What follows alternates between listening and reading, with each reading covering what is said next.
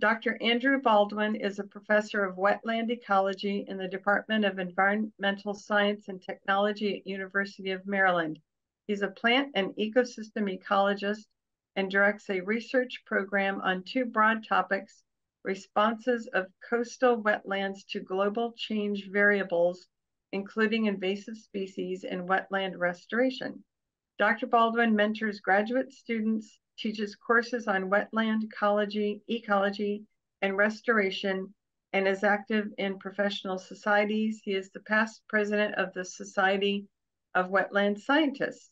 So he's going to talk about the research he's been doing on ash, which, as we all know, that they've been heavily hit by emerald ash borer, and a lot of our ash trees have died, and you often see resprouts, some baby seedlings of ash are coming back, but it's taken a big toll on our ash in the area. So welcome, Andy, and go ahead with your talk.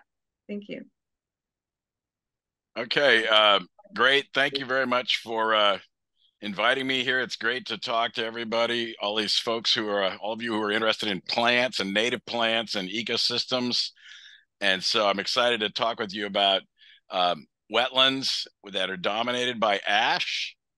Yeah, so, we know that, there are ash trees around, wetland trees and ash species, non-wetland species, but around here in the mid-Atlantic, we have some ash forests that are basically wetlands that have ash as a dominant canopy species. So this is a picture of tidal freshwater forested wetlands at Jug Bay at Patuxent Wetland Park, actually just north of Route 4. You can actually see this when you drive from west to east on Route 4 across the Patuxent. If you look off to the left, you'll see some dead trees over there if they're still standing. These are dead ash trees that were killed, that really died back in 2016 is when we first noticed it. So I'm going to talk about that and a number of things, focusing on plant communities of these systems, and show you some pictures of the plants that are here. And I hope you enjoy those. I love looking at plants. I included a few extra of those, given that we have so many plant lovers here. I'd like to acknowledge a few people before I get going. Diane Leeson, this project wouldn't have happened without her. She's my research assistant in my lab. She's worked on this project really since before we even started working on it. Well, when we first started working on this project, and she worked on other projects, and she helped me make some of the graphs that are here and that most of the field work. Hannah McGee she's graduated, but she was an undergraduate student at University of Maryland. She did a lot of work on the project. Jonathan Kays, who's from University of Maryland Extension, he was a co-PI on the project that we had funded, which was a grant from the U.S. Forest Service Landscape Scale Restoration program, which helped support this work and some of the things that we did. And Michelle Canick, in this talk, contributed a lot. We've been working on looking at making maps for where we can plant ash to try to restore the forest. And so she was instrumental in that. She's from the Maryland DC chapter. Both the Maryland DNR Forest Service and the Maryland DC chapter were sponsored partners on this project. And we also collaborated with some other state forestry agencies around the mid-Atlantic, because many places in the mid-Atlantic are facing a similar issue to this. This is a map. There's a thing that we use in wetlands called the National Wetland Inventory. It's worth checking out if you haven't looked at it, but it's basically a digital map, and there's a viewer where you can look at all of the different wetlands that are part of the United States, including the territories, Alaska, Guam. I mean, you can look everywhere. And the nice thing about this is they're classified into a wide range using a classification system, and using GIS, we can zoom in on those. And this on the left shows an inventory of tidal freshwater forested wetlands. And you'll notice they're in the upper, they're not right on the coast of the bay and along Delaware Bay. They're a little bit inland because they're basically upstream of where salt water really gets into these areas. These are estuaries, and so they really occur where tides still exist, but there's low salinity, generally less than 5 parts per thousand, but maybe often less than 1 or 0.5. It looks like maybe not that well. I'd say it looks pretty widespread on the left there, but if you zoom in, there are some really truly large patches of these forests. This is on the Nanticoke River in Chesapeake Bay on the eastern shore. That's this little portion over here, that little area there, and there's these tidal freshwater forested wetlands there, the scale of 10 kilometers. Here's a drone photo back in May 21 of part of the Nanticoke River, which you see on the right. These trees in front of you are a tidal freshwater forested wetland that before it was impacted by emerald ash borer. So this is back in May 2021. This site still hadn't been impacted yet. Most of the trees you see there are ash trees. And so we know ash has these opposite compound leaves with samaras. And we years ago did sampling along this whole zone and found that in the Nanticoke, ash was in fact the dominant tree in these forests across the tidal freshwater zone in terms of stem density. And they tend to be taller and also more numerous than red maple and swamp tupelo, which are really two subcanopy species that are really common, but those species don't dominate in these systems. One thing I'll raise and maybe put out a little plea for help, or we're trying to work on this. You would think that the dominant tree of a wetland would be easy to identify and confirm. And so for a long time, I'm like, well, this is green ash. I don't know if there's really any pumpkin ash here. And people say that's green ash, or some people would say, well, that's pumpkin ash. Well, apparently it's quite a difficult group, and there are overlapping characters in these species, making it hard to distinguish them conclusively. The green and pumpkin ash distinguish them conclusively, even if you have samaras. And this is from a published paper where they basically call this a difficult group. So we have the pumpkin ash, Fraxinus profunda. It's actually octoploid. And this is one way that you can tell it apart. You can do flow cytometry to get the chromosome count. Green ash is diploid. So Fraxinus profunda has a lot more copies of DNA. It's also perhaps more flood tolerant. It was called pumpkin ash because the bases get very swollen, as it almost looked like a pumpkin or a big thing that you see to perhaps enable gas flow under these anaerobic conditions. So it's got an obligate wetland, national wetland indicator status. Green ash is facultative wet. And one thing I'll just point out here is I asked Alan Whittemore here, who did some work on this from National Arboretum, and he sent this picture. And you'll notice here one difference that's pretty clear that we've been using is that these pumpkin ash tend to have longer petiolules, I should say, on the leaflets, whereas often the green ash has very short petiolules. But there's overlap sometimes, and there's intermediate characters, and so it's kind of challenging. The samaras are supposed to be longer in pumpkin ash, but we went and looked in the herbarium and at Maryland and looked at a lot of information, and there's overlapping characters. We are going to try to use the ITS region to sequence it. This is outside my area, but I'm collaborating. There's some sequences that we can use. If we can just look at the DNA, we might be able to separate them based on that, at least to confirm what's at our study sites. So if anybody has any good references for this, I'd appreciate this. Other experience you may have had telling these apart. I think they may both be common across these sites. One of the aspects about these sites that you may not really be familiar with unless you've gone into forested wetlands a lot is that they have the ash create a hummock and hollow microtopography. So the roots of the ash actually will grow primarily in these mounds and form these mounds. And literally, if you cut this open, there's all these ash roots, fine roots in there, surrounded by organic matter that's basically created by moss. Is how I think that these developed. So this basically creates an environment where the tree can be out of the really anaerobic low areas, these low hollow areas, at least before the ash die back. You can see there are hardly any plants there at all. And there's different species, more drier adapted species up on the hummock. So it's a very diverse plant community because there's these two very different environments for plant growth.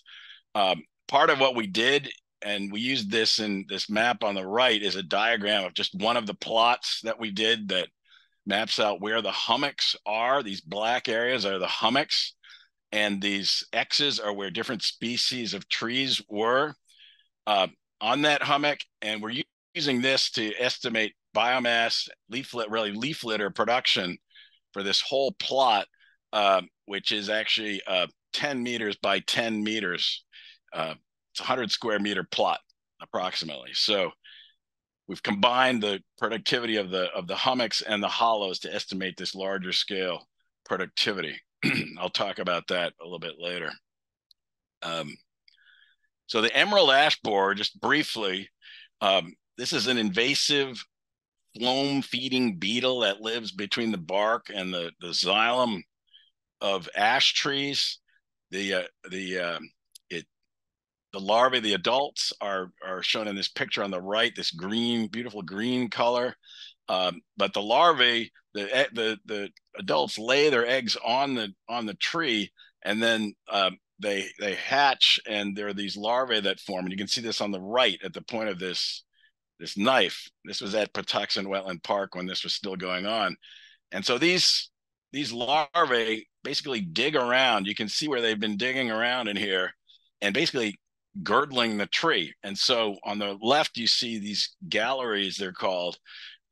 This winds up basically girdling the whole tree, and that causes it to die back really above that point. So what you first see is that there's sort of this dive back of branches up high, and gradually they move down. You start seeing branching, epicormic branching happening, so that basically the tree is responding to this by sending out shoots from the trunk below where it was girdled, and then even from the base, from the roots. And so a lot of these trees didn't actually die from emerald ash borer. The canopy died, and some of the trees died. A good number of them did, but a lot of them have survived even until now. But they're not big trees. They're sprouts. Some of them are getting to be bigger now. So to give you an aerial picture of what this looks like, these three shots were all taken in May 2021 by Brian Scott. He was a PhD student working with me and other faculty. I was his co-advisor. And so this is the Nanticoke River on the left, and you can see the intact forest there. The road, I think I forget what road that is. I should remember it. It crosses over the Nanticoke River Bridge. And then on the right, upper right, we have the Patuxent Wetland Park site. And on the bottom right, we have the Hillsborough area. This is Tuckahoe Creek that flows into the Choptank River. So you can see the trees in these areas. A lot of them are dead. And so at least the top parts of them are dead. There might be resprouting. You can see green down there. There's quite a bit of green underneath there. So the whole system didn't die. There's still a lot of plants there. That gives you a sense of the scale of it, and that this has happened, all these areas that are ash dominated around the Chesapeake Bay and the mid-Atlantic. This is not taken from the same site, but before EAB, these forests really look like this. On the left, the trees are not huge, decent size, but 15, 20, 25 centimeters diameter. Not a completely closed canopy, but pretty closed canopy. But really, after this canopy can open up really quickly. And so you wind up with this, basically it looks like all the canopy trees are gone, and then there's shrubs and small trees underneath it. So a big increase in light there. Again, a lot of other ecosystems don't have this density of ash trees. And I think this Maryland is like the first place in the US where you've really had vast areas of forest dominated by ash that have been impacted by it, even though it started in Michigan. That's my impression. There are a few other wetland studies where they've looked at some wetlands, but not as much acreage as we have here. Some of the things we saw immediately are the basal sprouting. I saw these are all ash sprouts. You see somebody standing there, so you see how tall they are. And we also saw a tremendous amount of seedling recruitment just that first year after the canopy really opened up.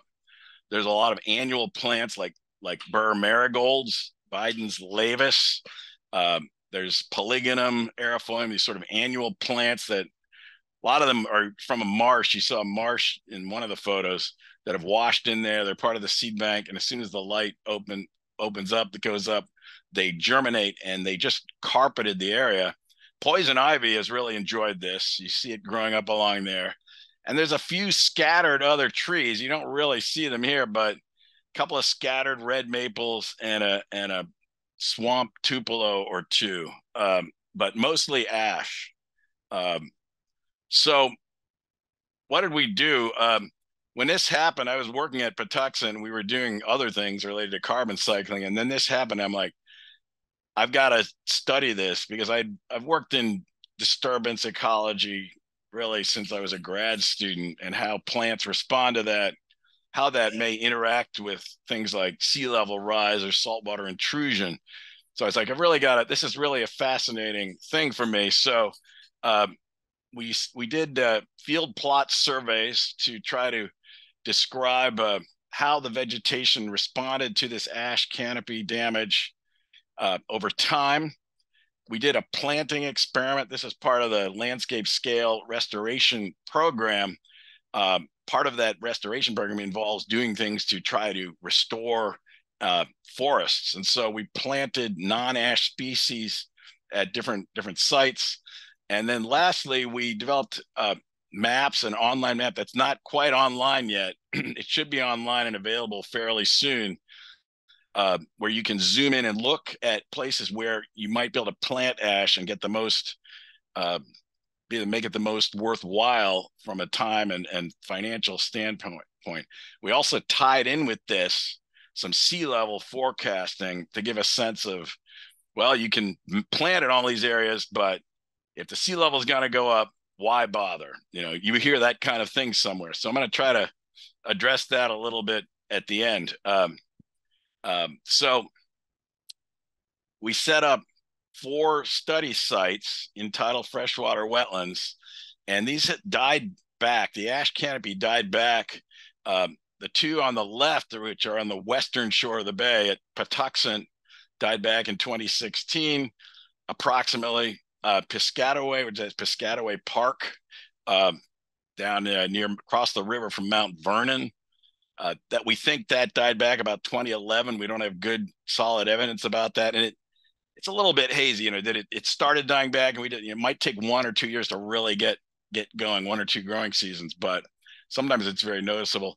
Hillsborough, when we started the study, had not been affected yet, and neither had Sharptown. So the EAB had started to cross the bay, the big geographic divide, but it hadn't really decimated the canopy, and it may have been around, but there was really no evidence of it. But during the study, maybe this is lucky or unlucky, however you want to view it, Hillsborough started really getting impacted in 2021, and Sharptown most recently in 2023. So in the beginning, we called these the unimpacted and the impacted sites. That's how we set up the study. But now they're all impacted. So basically, at each of these sites, we set up 500 square meter plots, 10 by 10 meter plots at each of these sites, and to do vegetation monitoring. It's somewhat challenging to walk through these systems. If you've ever tried to walk through them with the hummocks and the hollows, but especially the hummocks, you tend to sink up to your waist. So we really needed to have boardwalks, and that limited how big an area. We couldn't just scatter plots everywhere. It just wasn't feasible. But this is at Piscataway. These plots they look like they're in a perfectly straight line, but really we've randomized exactly where they were using a wandering transect. So we had a different angle, and they're about 10 meters apart. On the bottom right, this is in April without a lot of vegetation there. But if you look at this picture of Patuxent, you can see this little line. These are actually our boardwalks. So they come in over in here. There's a sign, you walk in. There's a plot around in here. There's another plot here. And then there's 3 more plots out here that we sampled. So we had 5 plots in this area connected by boardwalks. And this is at Piscataway, the boardwalk going in. You can see trees fall on it, and there's issues. So Piscataway has been hit the longest, but so it's probably one of the easier ones to get around in at this point. Measured a number of different things over time. Certainly the plant cover and the stem density of and the size of all the woody stems. Any woody stem in there, we measured its size and counted it in a size class. Did percent cover using the Pete et al. Method. I'm going to talk about the cover a little bit today, not the woody plant density. We measured leaf area index using this meter picture here, and we also measured photosynthetically active radiation or light environment below the canopy to see how light levels were changing.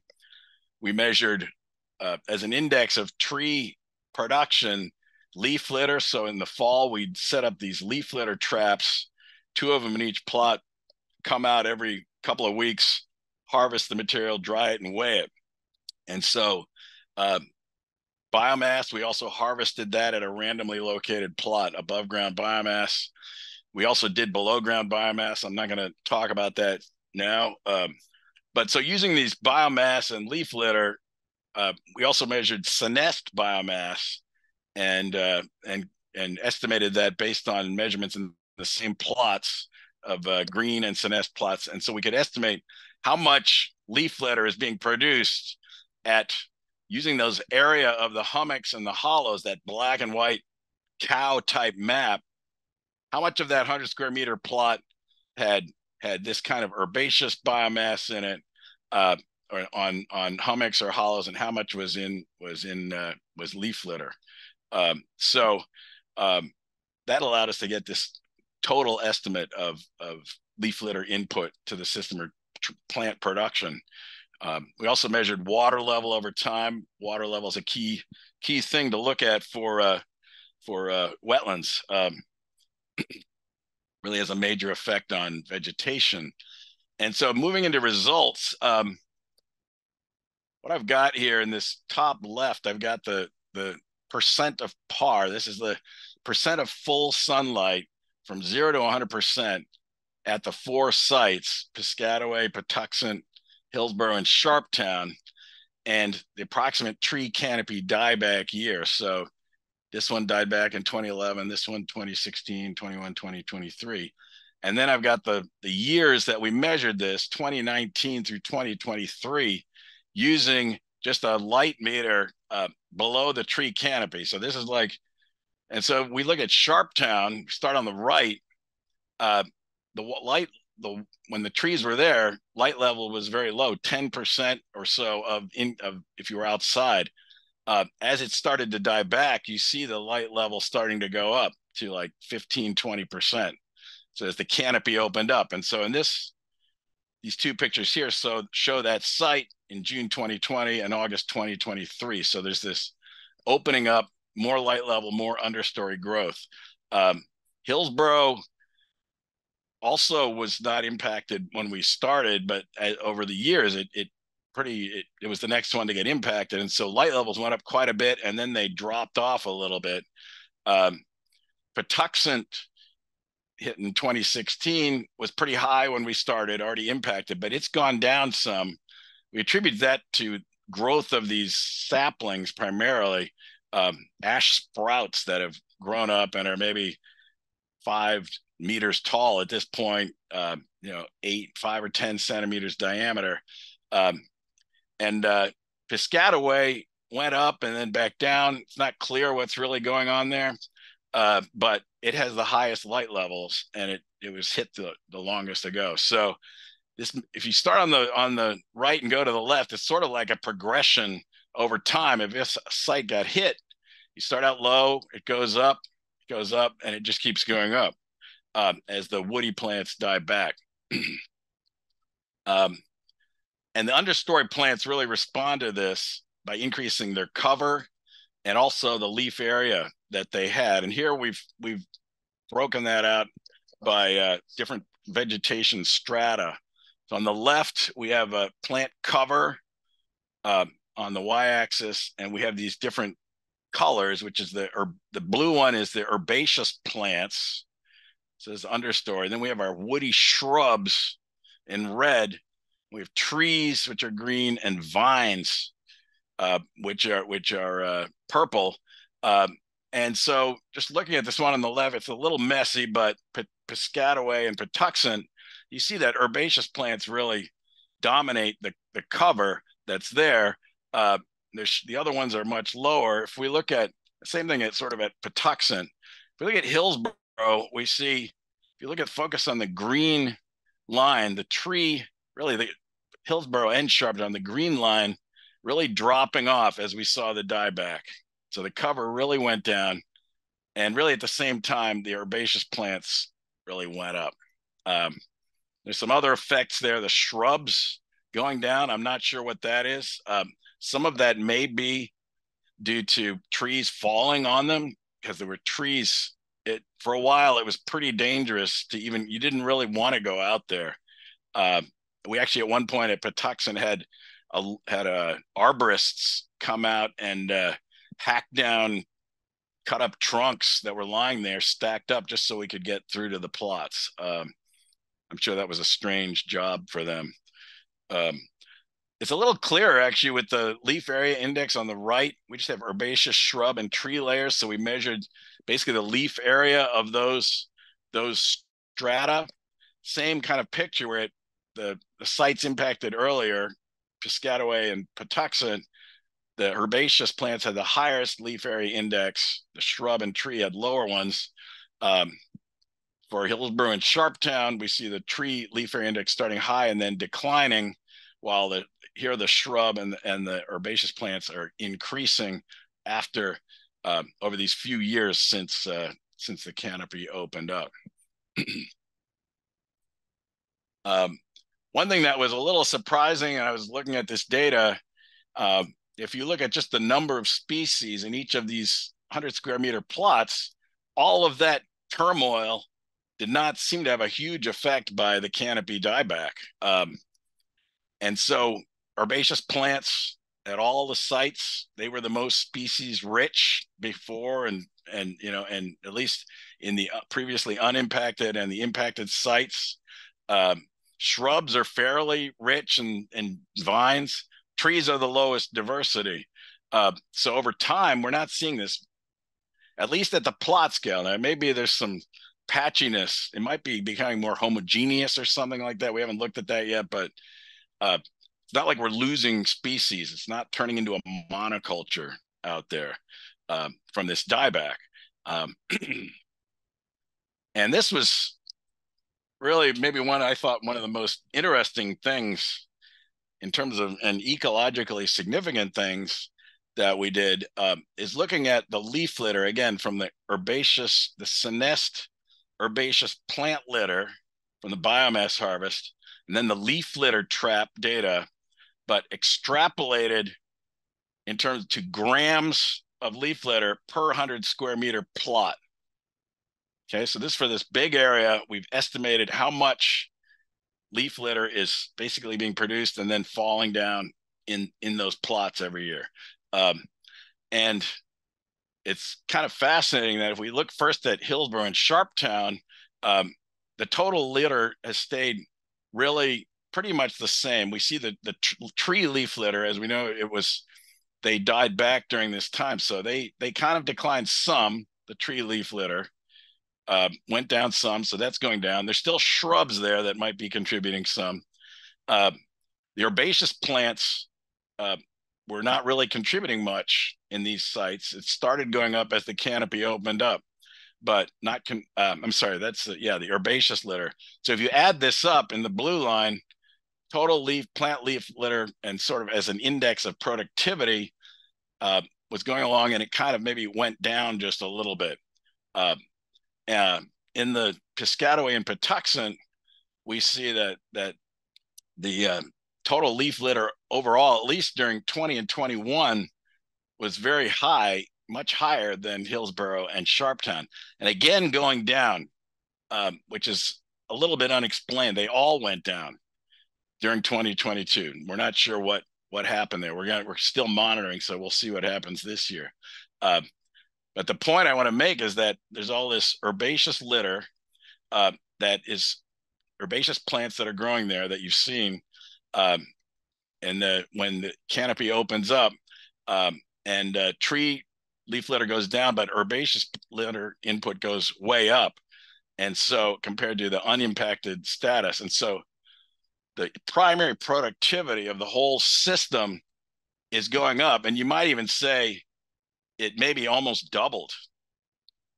So you might think, wow, primary productivity, that's important. And it is.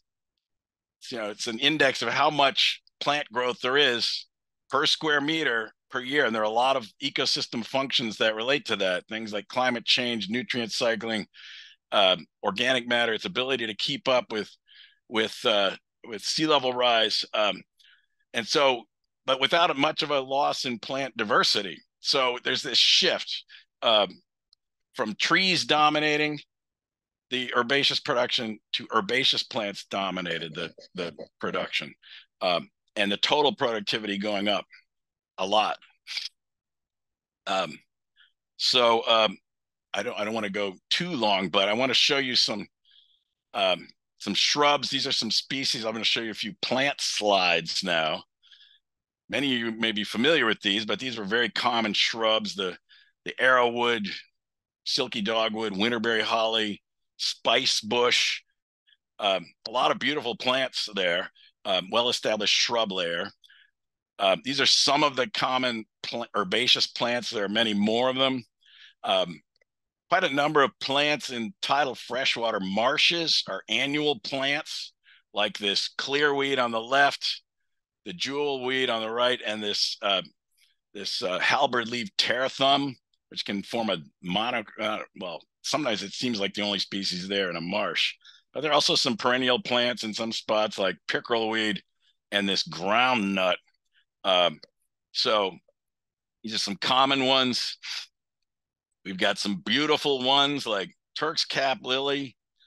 This is a non-native plant. So I don't know if you're allowed to talk. Well, somebody mentioned a non-native plant earlier, so this is okay. This is a common invasive, or becoming a common invasive plant in a lot of marshes, freshwater marshes.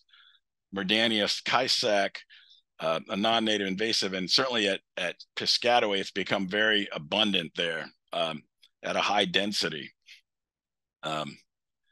Sharptown really was maybe perhaps the most unique species, relatively unique. Not that they were rare, but sort of things that didn't occur at other places, like this coastal plain Joe Pye weed, this pinkster azalea. There was the iris. There's sweet bay magnolia. This Hillsborough and Piscataway had this wintergreen, which is not, they're not really rare, I don't believe, but kind of interesting. At least that was before the canopy died back. The Patuxent site has this pink turtlehead, which is a threatened species in Maryland. These turtleheads support the Baltimore checker spot butterfly, so they're important. You can see the ash borer log that has fallen over with the galleries in it, and that gives you an idea of the destruction that happened there. But these herbaceous plants are still there. Okay, a little bit about the planting experiment. I may have to move along a little bit quick and skip some things. We can come back to them if there's a question, but the planting was important. We took 288 seedlings, bare root seedlings of 3 species: bald cypress, red maple, and swamp white oak. This is a meter stick. And we planted these and we followed them for 3 growing seasons. We planted them in shelters and in unsheltered conditions, because in a lot of places, really, if you don't put them in shelters, deer will eat them.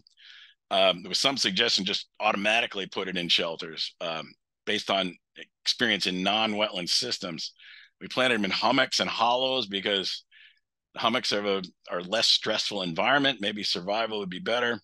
And then at these, what we used to call the impacted sites that were already open, we had some other treatments where we clipped around them or treated them with herbicide to kill. That's a common thing to do with tree seedlings that landowners will do for better or worse. So we had some controlled treatment there of it to see if that reduced competition and allowed the plants to grow better.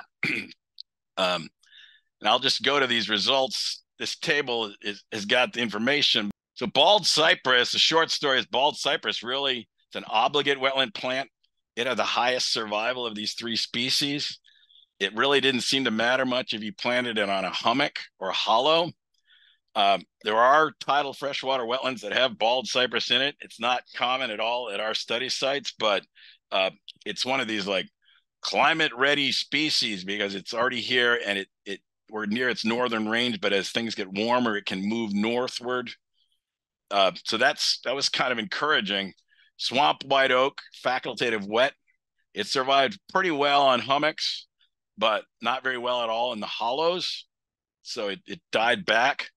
Red maple, which is abundant, or it's common, not abundant, it's common tree in these wetlands, really low survival on hummocks and no survival in hollows. So red maple's there, but even though it produces seeds and there's seedlings there, they don't make it.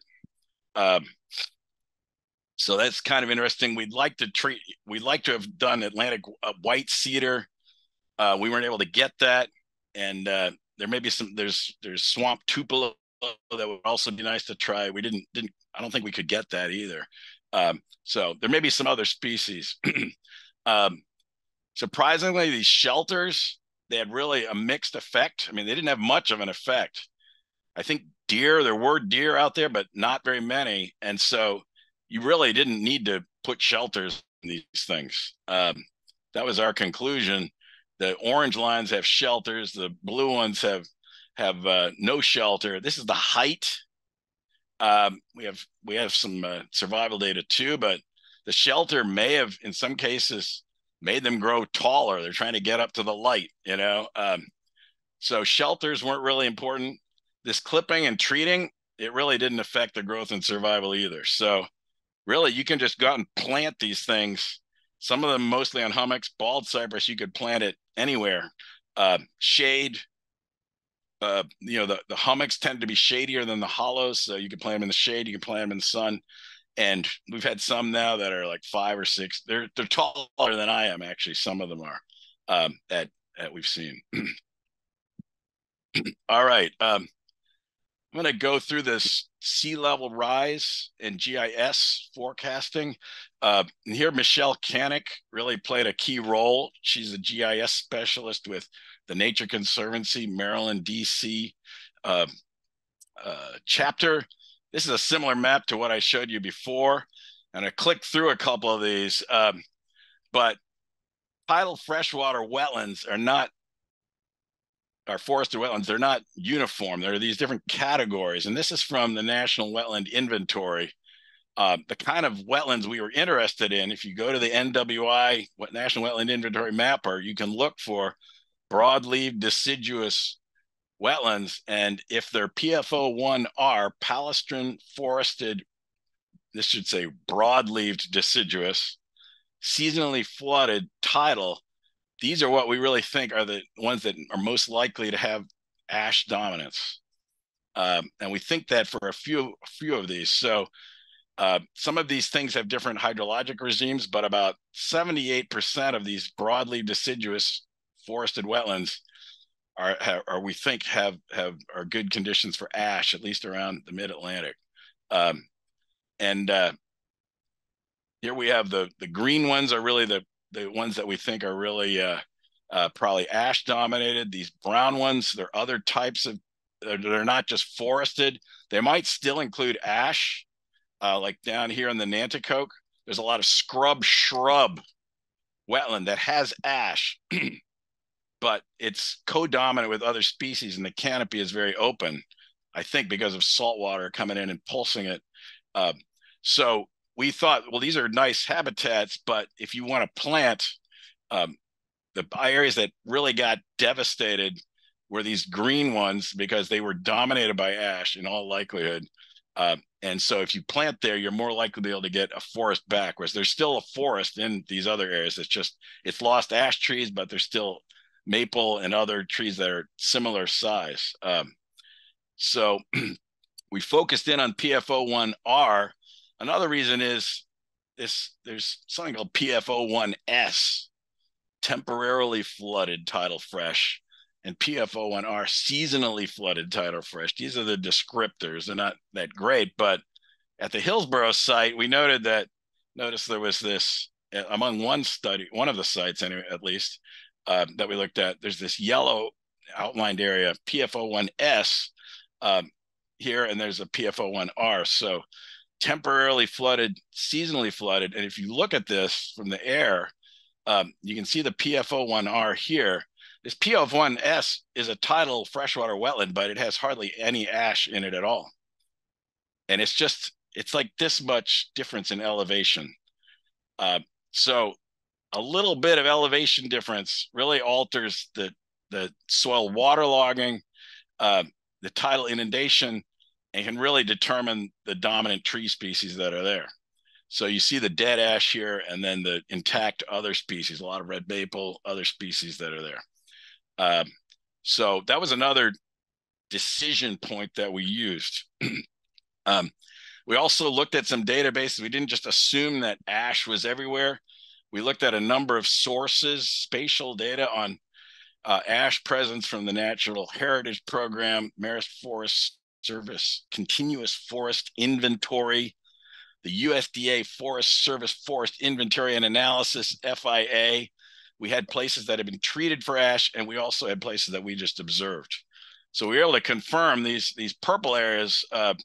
We definitely saw it, and they're scattered around where we confirmed it, but they're embedded in these other areas that we weren't able to confirm it, but we think they have ash too, most of them.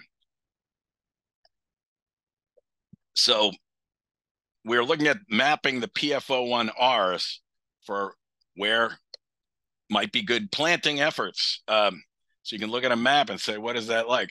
However, sea level is going up. Back in 2021, there was a report done that using this SLAM model, it's a pretty simple model, but it's become widely used by land managers. It basically looks at rates of sea level rise and subsidence and land subsidence, and predicting how the elevation relative to the water will change. And then based on expert guidance, will there be these changes in vegetation? That's what this analysis was doing due to this increasing water level. And these are different scenarios for Cambridge tidal gauge, but this 50% stabilized range right here, or 50% growing. I think the one I'll show you later is 50% growing. That is, we have a little bit of emissions still going. We haven't controlled it, but 50% probability. I think the stabilized one is the Paris Agreement, if we actually did that. So we're looking at by 2100 at Cambridge, maybe 0.9 meters by 2100. So a good bit more water in these areas, certainly more than the difference between PFO1 R and S. And by overlaying that, Michelle did this, overlaying that with PFO1R, approximately this may include a few cypress swamps in it because of the way that the SLAM model was set up. We're predicting a decline in these PFO1Rs from 7,250 to 1,821 hectares. So now we're not in acres anymore, but 75% decline, with a really pretty sharp decline in these years here, 2040 to 2060. So you might think, well, forget it. I'm not going to do anything out here. These systems are gone. But if you start looking at our maps where we've, Michelle made these maps, basically you'll be able to look at this for any location around in Maryland. We're limited to Maryland. Basically, how are these areas going to persist until these different areas? So Piscataway site, you see where these green areas are the wetlands, and as you get darker and darker, they're going to persist longer and longer. So we see that some of these areas are persisting till, I mean, a good chunk of it until 2060, 2070, that area. So at least at Patuxent, Piscataway, some areas are going to still be around in 2100. Hillsborough, that our site, a lot of that is not going to survive that well. It's going to, maybe some of it 2040, but maybe some of it 2060. Sharptown also, some loss of the wetlands there, but still for, 20, 40, 50, 60 in that area. So that would suggest that if you planted trees, they would still be growing there for 40 or 50 years. And that's pretty good. I mean, you could, and it might have unintended effects like soil stabilization or diversity or habitat, other things like that we don't really know. So I would say planting is still worthwhile in these areas. Another thing that we dabbled in, and we weren't able to really take good advantage of it, but you can chemically treat ash trees using triage, get it? Chemical, it's an insecticide that you drill a hole, and we went out and did this with the Maryland State Forest Service. You inject these, put these injectors into the hole, and basically you can see this material getting sucked into the trees and going up. It's kind of fascinating. And we wanted to see if we could treat some areas, like whole plots, before ash borer came in, and we did do that. And so here's a picture of one of our plots, and ash borer hasn't really decimated these areas yet, so the effect is not super strong, and it's a little questionable, and we weren't sure we'd really see much of an effect. But you can kind of see here, like this area on the right is a little darker, a little more full than this area on the left, if you squint. So it may be possible to preserve some of these stands. It's not really going to be practical to treat everything, but it is a means of preserving trees. You got to put it back in every few years. So that's the issue there, to keep them going. So wrapping it up, basically the last slide, to take home message, THM. There's a picture of the Piscataway site here with sprouting ash trees. See these ash seedlings along here, and a lot of herbaceous plants. So a lot of these wetlands are still responding to this catastrophic disturbance. It was a forest. Now it's not really a forest. The ash canopy loss increases the understory plant growth and the whole productivity of the system, really more productive, but so far does not seem to influence the diversity, the number of species, at least at a plot scale. Plantings might help in some of these areas. We do have some planting trials at this site. So chemical treatment might be useful in some spots to help restore or maintain the forest canopy. And even though sea level is going up, we don't really know, the SLAM model, are these things going to really be able to keep up or not? I mean, with all this herbaceous biomass being produced, these wetlands might be able to keep up with sea level rise. We don't really know. But that's just an estimate using this one model. There are a lot of feedback loops with sedimentation and organic matter production and things like that can help wetlands keep up with sea level rise, changes in decomposition rates. So with that, I'd like to end on that positive note, that there is hope. And thank you very much for having me here today. And I'd be happy to answer any questions. Thanks so much, Andrew. That was great. I know Mark has his hand up. I wanted to interject really quick. One thing, I think many people, but not everybody, knows about how emerald ash borer got into Maryland ahead of schedule. Do you want to explain that with the nursery that brought it in? Because it shouldn't have been here as soon as it arrived. So emerald ash borer started in Michigan. And if you go to emeraldashborer.info, there are these great maps that show the spread by county of EAB across from Michigan going here and going to the west. But early on, it was introduced, I think, in 2001 or two, I forget when, in Michigan. But yeah. 2003, it was introduced in Maryland as this one isolated blip at a nursery in Prince George's County. Was it 2003? I think it was later, like 2012, because I was working for the Park Service. I don't think so. Really? Okay. No. Okay. I think it was 2003. Okay. Because Piscataway was already hit, I think, by 2012. Okay. All right. So but it was introduced in Prince George's County, and then it spread really a few kilometers a year.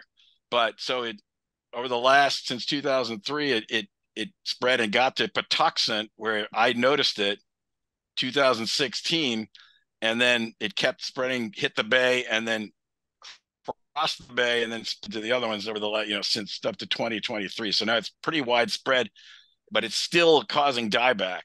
So there's more information on that, and I'd recommend that that website. That source. Yeah, thank you. I just wanted to bring in the history of when it got here. So thank you. All right, Mark, and there's a bunch of questions. I want to reiterate, Jeff Schloss in the chat had a question. What's going to happen with the ash sprouts and ash seedlings? Do they need to reach a certain size maturity before they'll be subject to EAB predation? Yes, I think the experience in Michigan and other places is that once they get to a certain size, they are then vulnerable to EAB and them laying the eggs, at least then the larvae developing and being able to girdle the trees girdle the trees.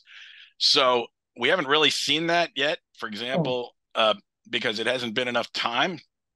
Our sprouts are not big enough. If you look at these sprouts, they're big, but they're like this big diameter, they're not huge trees. So suggestion for management is that we trim them once they reach that height or just before they reach it. Well, you certainly could do that. Although that's resources that are going to the tree, unless you want to kill the tree off. That's its source of photosynthate for the roots. And I think some of these trees, even though a lot of them maybe survived initial blast, I think they also then died over time. There was delayed mortality. So if the trees can't persist just through root sprouting, if you clip them off, it might make it worse. There's also some things with, it's a little bit unknown if, certainly those ash borers are around, but what happens if they kill all the ash trees and then there's no host for them? Do they just die off? And how long does it take them to come back? I don't think that's known at all. I think Dan Gruner at University of Maryland is looking at that, and he's got some grad students. I'm on one of their committees who's looking at, they're interested in using these parasitic wasps, little tiny wasps to basically lay eggs in those larvae to kill them off. Yeah, I was going to ask the other question, the ongoing research for a host-specific effective biological control. What is the status of the research? And do you want to try it in your 4 parks if it's at the stage where it can be tried out? I'm not that familiar with the details of it, but we did visit some sites where they were trying it out, and we may actually we've been in talking with it. They're at University of Maryland too, but basically sharing some of our sites. So we haven't tried it yet. I'd be up for trying it.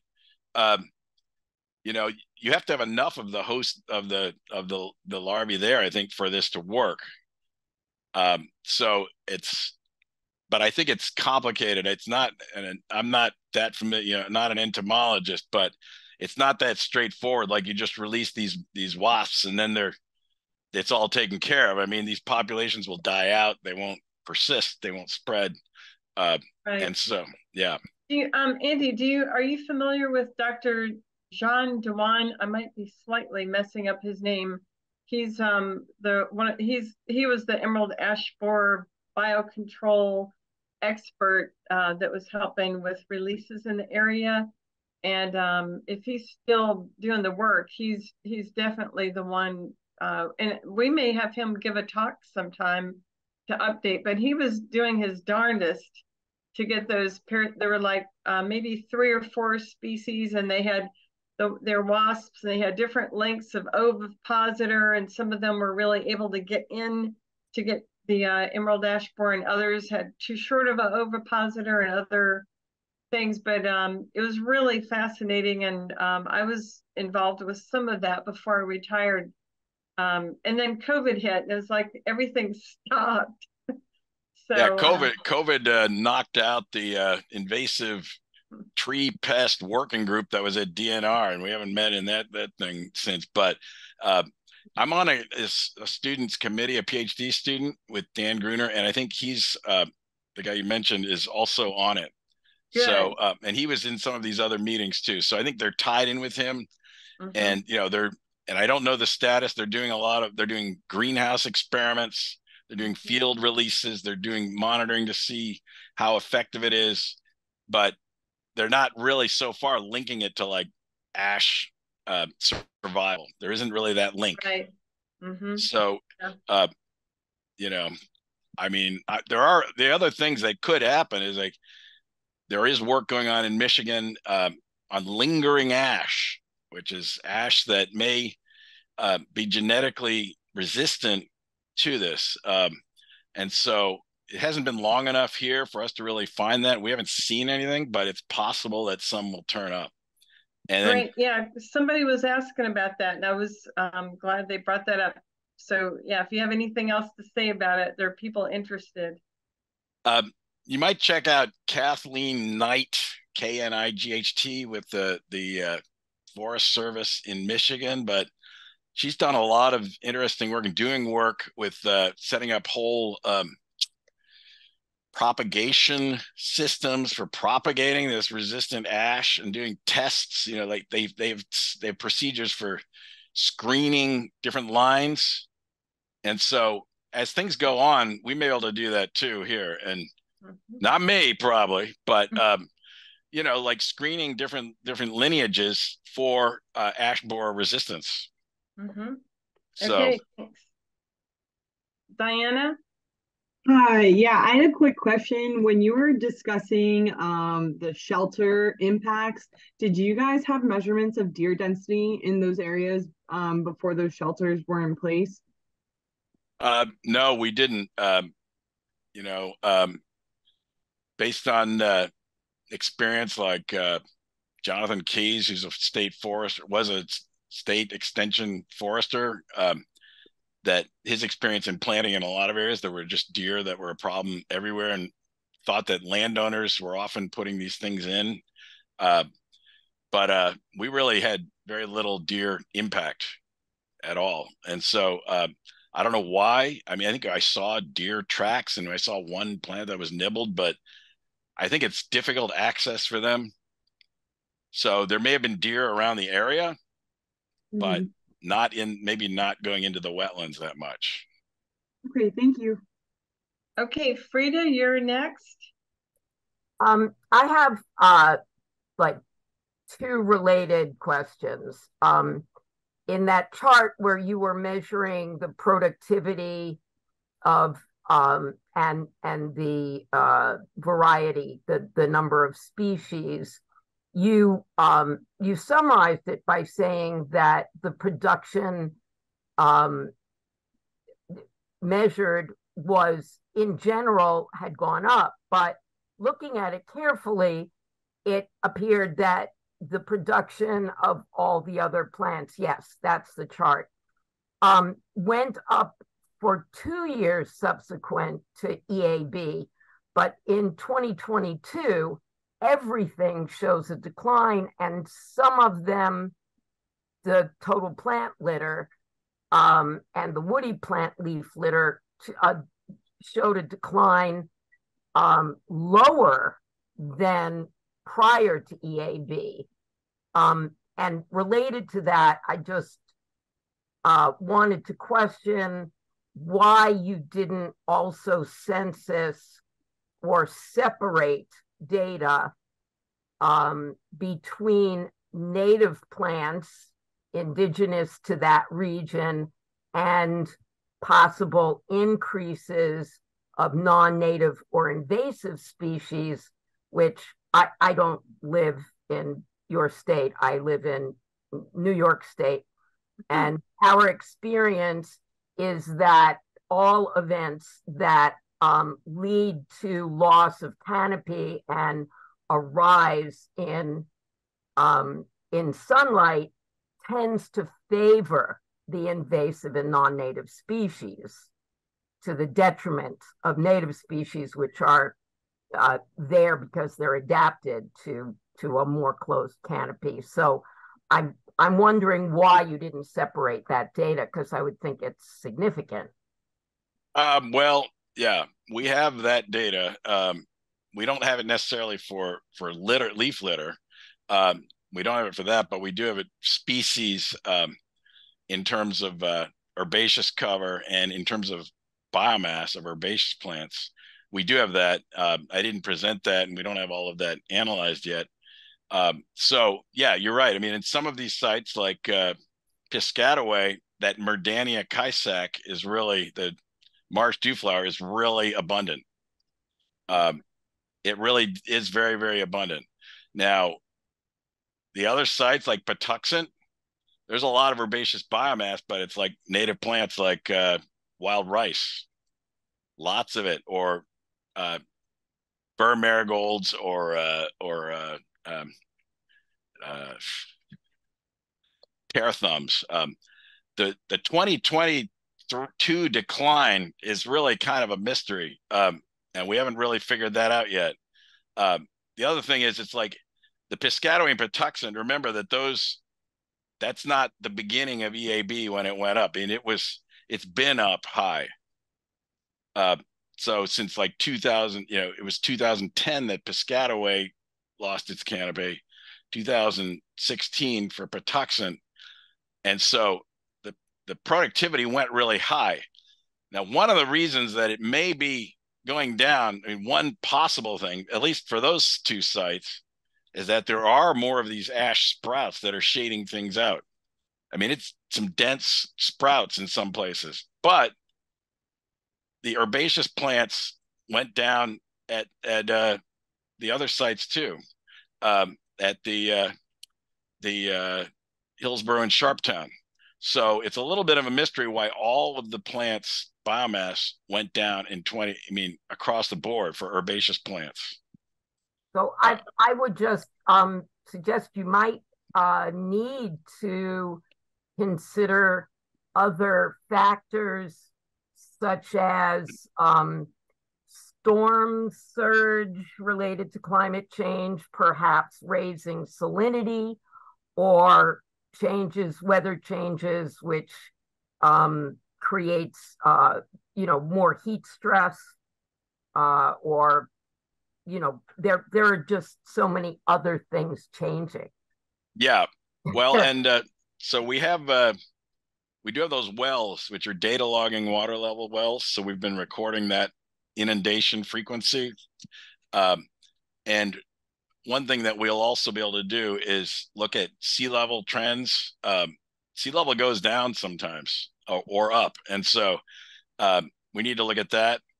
And I don't think there were any storms there, and there wasn't any saltwater intrusion during our study. we've measured that. But it's kind of a mystery, you do see that the tree biomass is still going down. The leaf litter input is going down at Sharptown and Hillsborough too. And that's really what's driving the decrease in total plant litter. Whereas the other two sites, the herbaceous plants are really driving it. But you're right, it's a complicated system, and we're talking about a big disturbance on top of really global change of factors. So, and a lot of species. So those are really good questions. Yeah, thanks so much for this conversation and presentation. I have a question about the effects of sea level rise.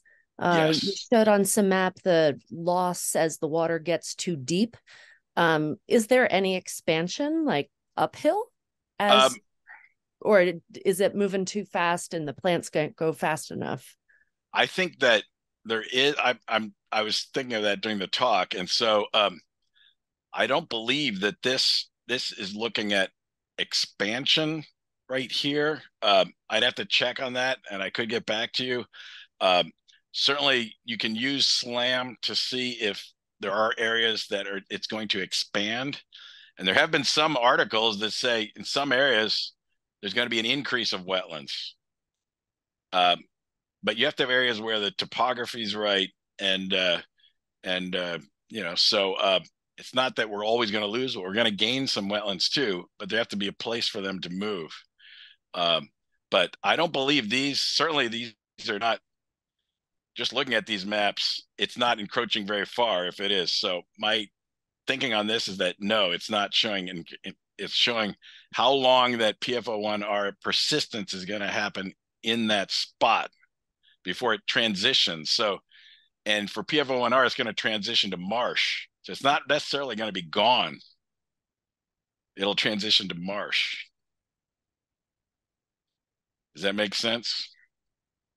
Yes, thank you so much. At least there's some consensus about that.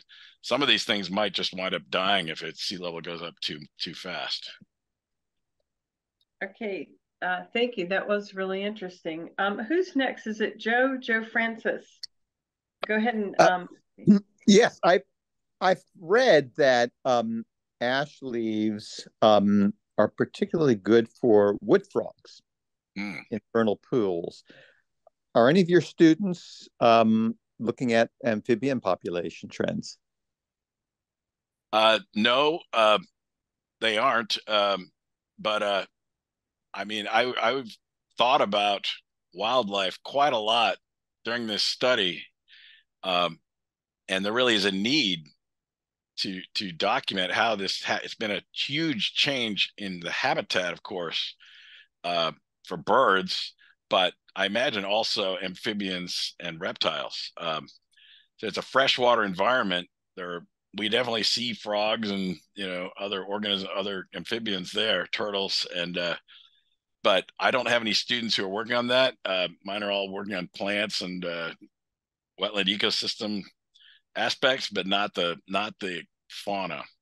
But yeah, it would be a great place to do that.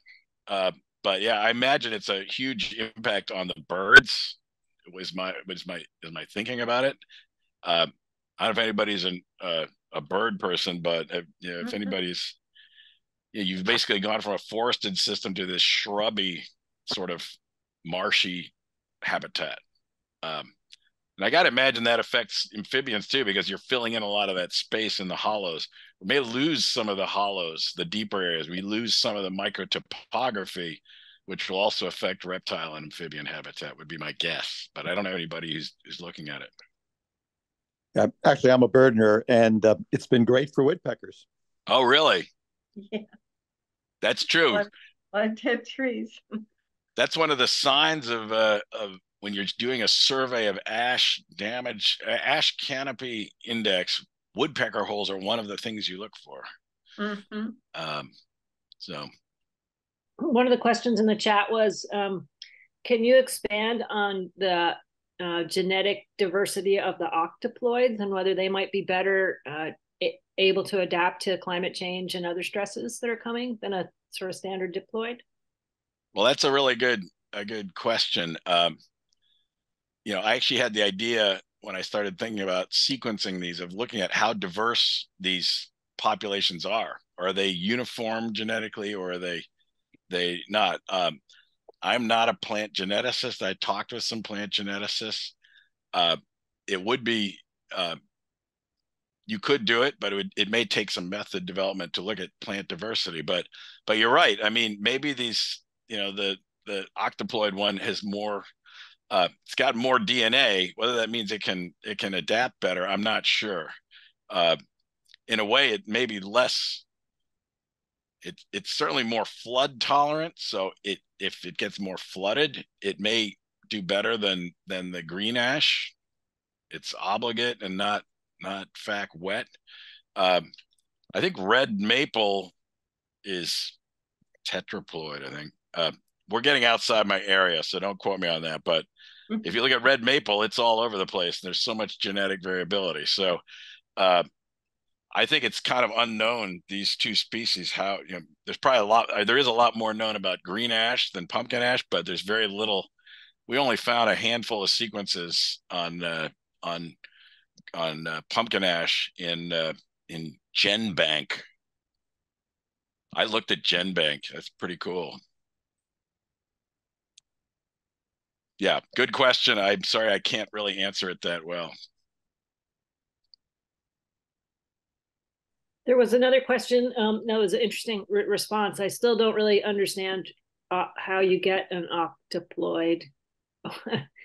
Anyway, if you can explain that to us in a couple sentences, that would be really cool. I might have to go back to college biology for that. But you know, I'm not sure exactly how that happens. I'm sure that somebody on the call knows better than I do. We can invite Ellen Whittemore to give us a talk, and he can explain it all to us. Yeah, now that was really cool. Float, and I talked to him about, you know, trying to set up flow cytometry, but yeah, that would be interesting to see. You know, how did they do that? And you know, he would probably have a good sense of it and what that would mean. Another question in the chat box was, are there other diseases like ash yellow disease that are affecting your areas? I haven't seen that. I've seen this yellow rust that's there, but it's kind of a fascinating. It has two hosts, and one of them is Sparganium burgerreed, and the other one is ash. And it goes between these two wetland plants. And I've seen some of the leaves have this it's like a bright orange color on the bottom of the leaves, but I don't think it's killing the trees. And I think they've had that for a long time. I think it's a native fungus. But I haven't seen anything else like that happening. The trees we get, the sprouts look great. I mean, they're producing seeds now. You know, they're flowering, and they look super healthy, you know, but yeah, we'll see. It's like observing longer term, you know, what's going to happen. We don't really know. We have some ideas. Just really quick, do you have any sort of a gut feeling about, do you think we'll have ash forests again someday, or you just really don't know yet? I would say there's a good chance. I don't know about ash dominated forests. If there's enough success, if there are, is there a way of getting some kind of lineage that can tolerate it? we could plant it. One of the concerns here, and I didn't talk about it, but we did look at this some. Even if you plant trees, ash trees or other species to create a forest, they might survive well for a while and tolerate the flooding. And for them to reproduce and spread and regenerate their populations, that may not happen, because most of the species, their seeds do not germinate when there's flooding. And if flooding gets more pronounced due to sea level rise, there's not going to be regeneration. That's been seen in a lot of plants, even bald cypress, which is so flood tolerant. Like it's all Louisiana's screwed up because of the bald cypress it's too wet a lot of the times in some of these hydrologically controlled rivers. And so yeah, that's a thing. So the sea level rise may impede it. So I mean, how long? I don't know. I mean, probably not in my lifetime, but you know, maybe in 500 years. But I have no idea.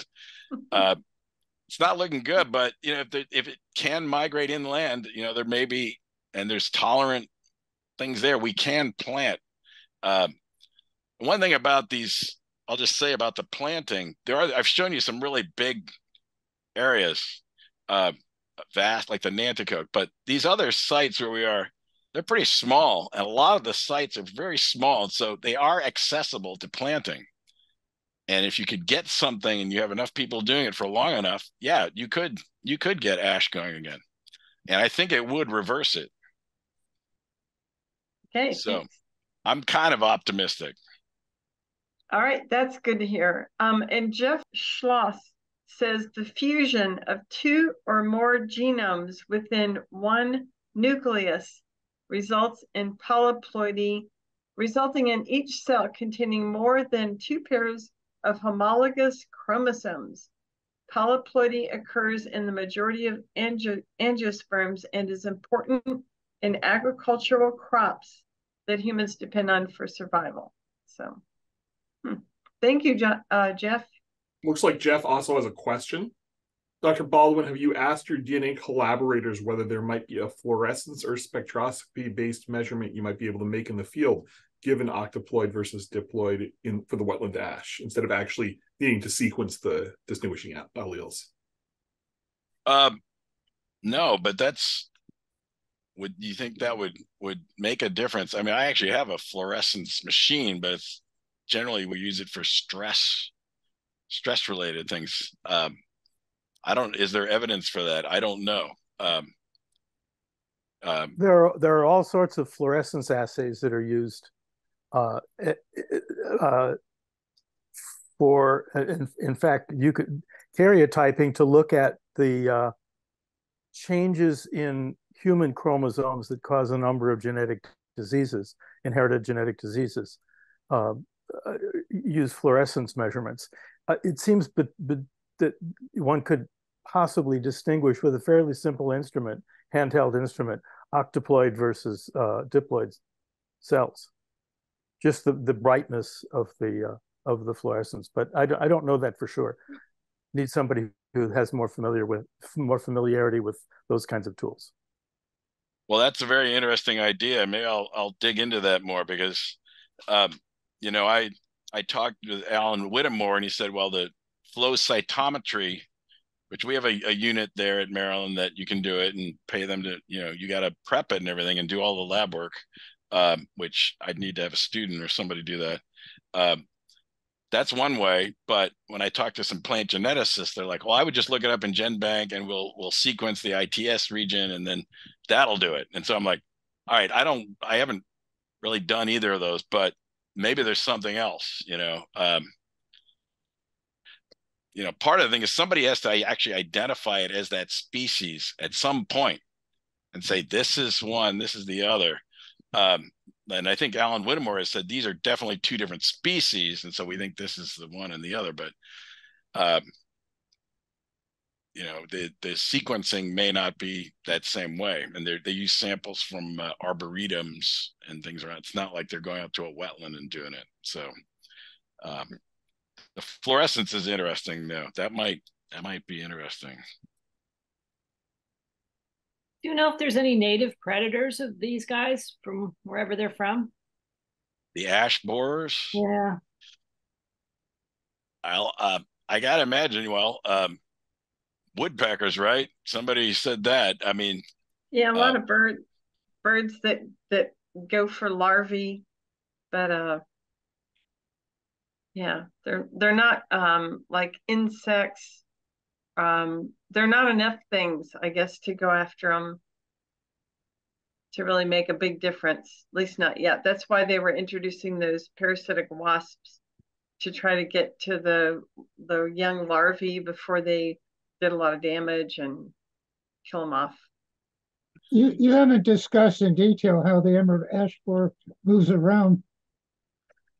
I did read somewhere that it moves like 1.5 miles a year, or 1.5 kilometers a year, like the front of it. So I don't know very much about the biology of that, but you have to have the larvae, the adults emerge, and so you get this little D-shaped exit hole. That's another one of the signs that it'll come out, the adult will come out, and it'll fly around, and it'll oviposit, females will oviposit on these trees. And so it has to take that and then infect those trees. And so it kind of moves that way. So they can fly, but that method is fairly slow.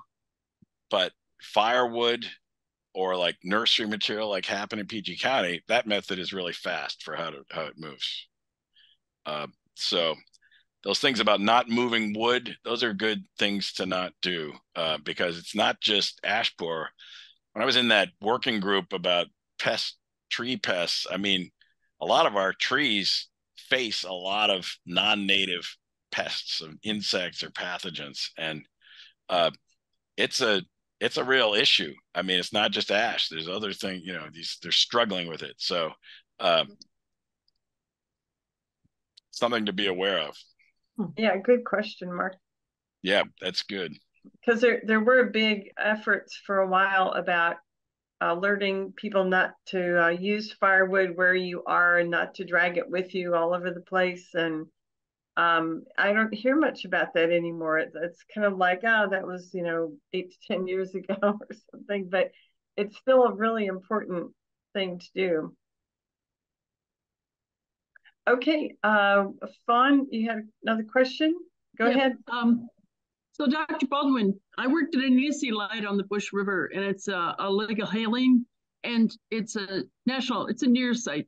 But the thing I wanted to point out is that we did studies of beaver, and beaver do bank dens, bank burrows, because it's a tidal wetlands. But they do actually build I was saying they don't build dams, but they build these below water level dams that come up at low tides and then go down and underwater. So they do actually impede water flow and not sequester it, but reduce the flow. Do you find that is also a strategy to encourage beavers, since they would impede the erosion of your wetland soils and things as sea level rise occurs, and we've got storm surge and tidal flow? That's my question.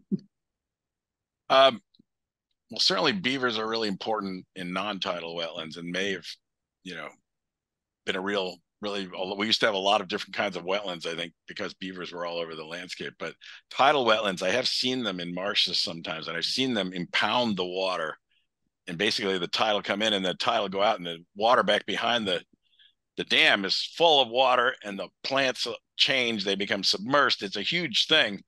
Now, I don't know if that would protect a wetland. I mean, in the case I saw, it really caused the marsh plants to die back, and we switched to like more of a submersed plant community.